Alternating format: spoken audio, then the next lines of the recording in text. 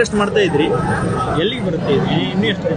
Sir, ಮೊದಲನೇದಾಗಿ ಪ್ರತಿಧ್ವನಿ ಚಾನೆಲ್ಗೆ ನಾನು ನೋಡಿದ್ದೀನಿ, ಪ್ರೋ ಪೀಪಲ್ ಕಂಟೆಂಟ್ ಮಾಡ್ತೀರಾ. ಇವತ್ತು ಕೂಡ ಇಲ್ಲಿ ಬಂದು ನಿಂತಿದ್ದೀರಾ ಬೆಳಿಗಿಂದ, ನಿಮ್ಗೆ ಅಪ್ರಿಷಿಯೇಟ್ ಮಾಡಕ್ಕೆ ಇಷ್ಟಪಡ್ತೀನಿ. ನಿಮಗೂ ಬೆನ್ಮೂಳೆ ಇದೆ ಅಂದ್ಬಿಟ್ಟು ನೀವು ಪ್ರೂವ್ ಮಾಡ್ಕೊಂಡಿದ್ದೀರಾ. Thank you. ಸೊ ನಾನು ಒಬ್ಬ ಟೀಚರು ಸರ್. ನಾನು ಇವತ್ತು ನೋಡಿ ಈ ಪ್ರತಿಭಟನೆ ಇದು ಸಡನ್ ಆಗಿ ಬಂದಿಲ್ಲ ಅಂತ ನನ್ನ ಒಪಿನಿಯನ್. ತುಂಬಾ ಜನಗಳ ವರ್ಷಾನುಗಟ್ಟಲೆ ಕೋಪ ಏನಿತ್ತು, ಆ ಕೋಪಕ್ಕೆ ಒಂದು ವೇದಿಕೆ ಸಿಕ್ಬಿಟ್ಟಿದೆ.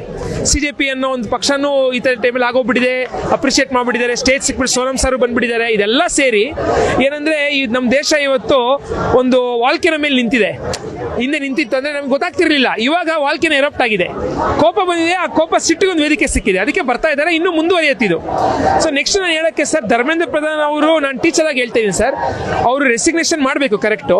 ಅದೊಟ್ಟಿಗೆ ಅಷ್ಟಕ್ಕೆ ಸಮಸ್ಯೆ ಬಗೆಹರಿಯಲ್ಲ ಅನ್ನೋದು ನನ್ನ ಒಪಿನಿಯನ್. ಇವತ್ತು ನೀಟ್ ಏನಾಗಿದೆಯಲ್ಲ ಸರ್, ನೀಟು ಒಂದು ಚೀಟು. ಬಿಜೆಪಿ ಸರ್ಕಾರ ಬಂದ ಮೇಲೆ ಆಕ್ಚುಲಿ ಕಾಂಗ್ರೆಸ್ ಸರ್ಕಾರ ಇಂಟ್ರೊಡ್ಯೂಸ್ ಮಾಡಿದ್ದನ್ನ 2010ರಲ್ಲಿ, ಅವಾಗ ಜನಗಳ ವಿರೋಧ ಮಾಡಿ ವಾಪಸ್ ಮಾಡಿದ್ರು. ಬಿಜೆಪಿ 2014 ತಗೊಂಬಂದ್ರು. ನೀಟ್ ಸರ್ ತಗೊಂಬಂದಿದೆ ಯಾಕೆ ಅಂದ್ರೆ, ಪ್ರೈವೇಟ್ ಕೋಚಿಂಗ್ ಕಂಪನಿಗಳಿಗೆ, ಕೋಚಿಂಗ್ ಇದಕ್ಕೆ ಅವರಿಗೆ ಒಂದು ರತ್ನಗಳ ಬಳಿ ಅಳಿಸಿದ್ದಾರೆ. ಇವತ್ತು ನೀವು ನಂಬ್ತಿರೋ ಬಿಡ್ತಿರೋ, ಪ್ರೈವೇಟ್ ಕೋಚಿಂಗ್ ಅವರ ದುಡ್ಡು ವ್ಯಾಲ್ಯೂ ಎಷ್ಟು ಅಂದ್ರೆ 80,000 ಕೋಟಿ. ಇನ್ನು 2 ವರ್ಷದಲ್ಲಿ 1 ಲಕ್ಷ ಕೋಟಿನೂ ದಾಟುತ್ತೆ.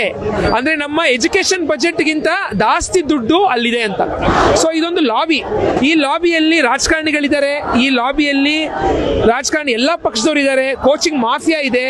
ಇವತ್ತು ಹೆಂಗಿದೆ ಅಂದ್ರೆ, ವಿದ್ಯಾರ್ಥಿಗಳು ಸರ್ ಯಾರು ಈ ನೋವು ಕೇಳ್ತಿಲ್ಲ. ಸತ್ತೋದ್ರು ವಿದ್ಯಾರ್ಥಿಗಳು. ಯಾಕೆ ಸತ್ತೋದ್ರು ಅಂತ ಯೋಚನೆ ಮಾಡ್ತೀವಿ. ಯಾಕೆ ಸತ್ತೋದ್ರು ಅಂದ್ರೆ 5 ಲಕ್ಷ 10 ಲಕ್ಷ ಅಪ್ಪ ಅಮ್ಮ ಕೊಟ್ಟಿದ್ದಾರೆ ಓದ್ಸಕ್ಕೆ, ಇವಾಗ ಕ್ಲಿಯರ್ ಆಗಿಲ್ಲ. ಅಪ್ಪ ಅಮ್ಮ ಲೋನ್ ಅಲ್ಲಿ ಇದ್ದಾರೆ, ಹೆಂಗ್ ಮುಖ ತೋರಿಸ್ಲಿ ಅಂತ ಸೂಸೈಡ್ ಮಾಡ್ಕೊಳ್ತಾ ಇದ್ದಾರೆ. ಇವತ್ತು ನಾವು ಪ್ರಶ್ನೆ ಏನ್ ಮಾಡ್ಬೇಕು ಅಂದ್ರೆ, ಯಾಕೆ ಫೀಸ್ಗಳು ಇಷ್ಟ ಆಗಿದೆ? ಗೌರ್ಮೆಂಟ್ ಮೆಡಿಕಲ್ ಕಾಲೇಜ್ ಇರೋದು 57,000 ಸೀಟ್ ಅಷ್ಟೇ, 54,000 ಅಷ್ಟೇ. ಯಾಕೆ ಈ ಸರ್ಕಾರಗಳು, ಎಲ್ಲಾ ಸರ್ಕಾರಗಳು ಗೌರ್ಮೆಂಟ್ ಮೆಡಿಕಲ್ ಕಾಲೇಜ್ ಜಾಸ್ತಿ ತೆಗಿತಾ ಇಲ್ಲ? ಪ್ರೈವೇಟ್ ಯಾಕೆ ತೆಗಿತಾ ಇದ್ದೀರಾ? ಗೌರ್ಮೆಂಟ್ ತೆಗಿಬೇಕು ಹೆಚ್ಚೆಚ್ಚು, ಅವಾಗ ಮೆರಿಟೋರಿಯಸ್ ಮಕ್ಕಳಿಗೆ ಸೀಟ್ ಸಿಗುತ್ತೆ. ಇವತ್ತು ನೋಡಿ 22 ಲಕ್ಷ ಜನ ಸ್ಟೂಡೆಂಟ್ಸ್ ಬರೀತಾರೆ ನೀಟ್ ಎಕ್ಸಾಮ್. ಸಿಗೋದು ಎಷ್ಟು ಜನಕ್ಕೆ? 1,15,000 ಜನಕ್ಕೆ ಮಾತ್ರ ಸೀಟ್ ಸಿಗೋದು. ಅದರಲ್ಲಿ ಅರ್ಧ seat private seat, management seat. Suitcase ತಗೊಂಬಂದೇ ಕೊಡ್ತಾರೆ, ದುಡ್ಡಿನವ್ರು ಕೊಡ್ತಾರೆ.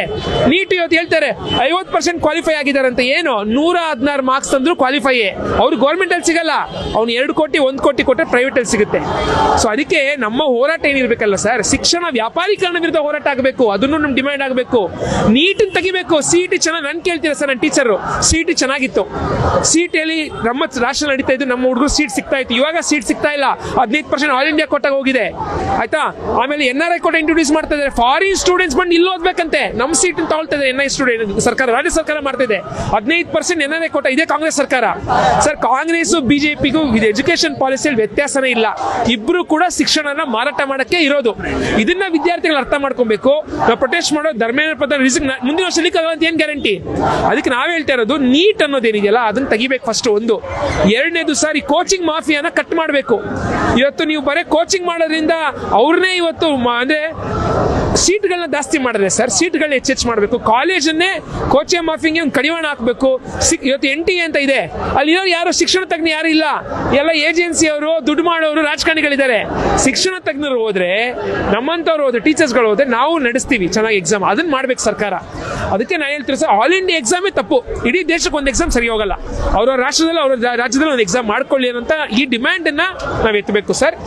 ಎಲ್ಲಾ ಮಕ್ಕಳಿಗೂ ಇವತ್ತು ನೋಡಿ, ಇಲ್ಲೇ ನೀವೆಲ್ಲ ಆಮೇಲೆ ಸಾಧ್ಯ ಆದ್ರೆ ಹೋಗಿ BMC ಬೆಂಗಳೂರು ಮೆಡಿಕಲ್ ಕಾಲೇಜ್ ಇದೆ, ಅಟಲ್ ಬಿಹಾರಿ ಮೆಡಿಕಲ್ ಕಾಲೇಜ್ ಇದೆ. ಎಷ್ಟು ಜನ ಬಡ ಮಕ್ಕಳಲ್ಲಿ ಇದ್ದಾರೆ, ರೈತರ ಮಕ್ಕಳು ಎಷ್ಟು ಜನ ಬಂದ್ರೆ ನೋಡಿ. ನೀವು ಒಬ್ರು ಸಿಕ್ಕರೆ ಹೆಚ್ಚು.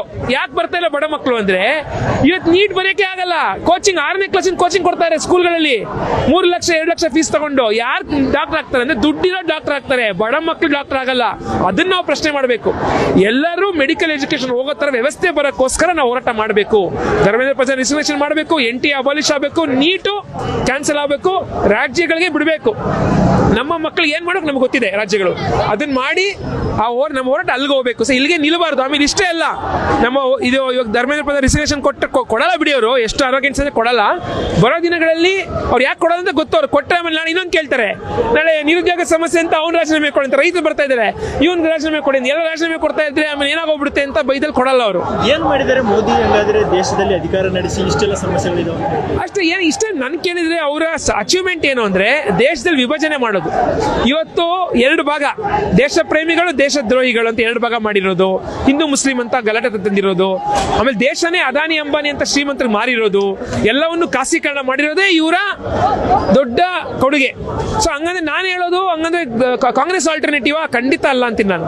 ಯಾವುದೇ ಪಕ್ಷ ಅಧಿಕಾರಕ್ಕೆ ಬಂದರೂ ಈ ತರ ಹೋರಾಟ ಆಗೋದೇ ಡೆಮೋಕ್ರಸಿಯ ನಿಜವಾದ ಒಂದು ಮೀನಿಂಗ್. ಆಮೇಲೆ ಈ ತರ ಹೋರಾಟಗಳು ಹೆಚ್ಚೆಚ್ಚು ಆಗಬೇಕು ಬರೋ ದಿನಗಳಲ್ಲಿ, ಅವಾಗ ಡೆಮೋಕ್ರಸಿ ಉಳಿಯುತ್ತೆ. ಅದೇ ನಮ್ಮ ದೇಶದ ಭವಿಷ್ಯ. Thank you sir. ಹೆಚ್ಚಿನ ವಿಡಿಯೋಗಳಿಗೆ ಪ್ರತಿಧ್ವನಿ ಯೂಟ್ಯೂಬ್ ಚಾನೆಲ್ ಸಬ್ಸ್ಕ್ರೈಬ್ ಮಾಡಿ, ಬೆಲ್ ಐಕಾನ್ ಕ್ಲಿಕ್ ಮಾಡಿ.